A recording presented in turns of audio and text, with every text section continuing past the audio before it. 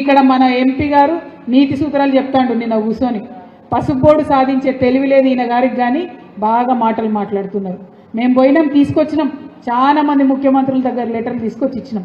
మీకు ఒక్క మాట చెప్పాలన్న, పసుపు రైతులు వచ్చిపోయారు కాబట్టి పసుపు బోర్డు లాగానే అనేక బోర్డుల కోసం పోరాటం జరిగింది. అది పొగాకు బోర్డు, టీ బోర్డు, అవన్నేమో పార్లమెంట్లో పెట్టి చట్టం చేసింది. ఓన్లీ పసుపు బోర్డు అంటే ఎంత తేలిక అంటే, ఎంత అలుసు అంటే, ఎంత చులకన అంటే, కేవలం గజెట్ ఇచ్చి పెడేసారు అంతే. పార్లమెంట్లో పెట్టలేదు, పాస్ చేయలేదు. అందుకే మొన్న బడ్జెట్లో పసుపు బోర్డుకు ₹1 కూడా ఇవ్వలేదు, ఇచ్చే అవకాశమే ఉండదు. ఎందుకంటే చట్టబద్ధత లేదు పసుపు బోర్డుకి. నేను అరవింద్ గారికి చెప్తా ఉన్నా, నువ్వు ప్రెస్ మీట్లో కూర్చొని పిచ్చి మాటలు మాట్లాడు కాదు.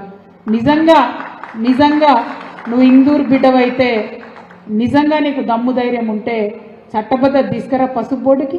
పసుపు ధర తగ్గినప్పుడు రైతులను ఆదుకో, పసుపు కొత్త ప్రయత్నాలు చేయి, ఇంకా ఇంప్రూవ్ చేయి. తక్షణమే నువ్వు బాండ్ పేపర్ రాసిచ్చినా కూడా మరి ఇన్నేళ్ళైంది ఇయ్యలేదు, ప్రజలైనా నిన్ను క్షమించిండ్రు.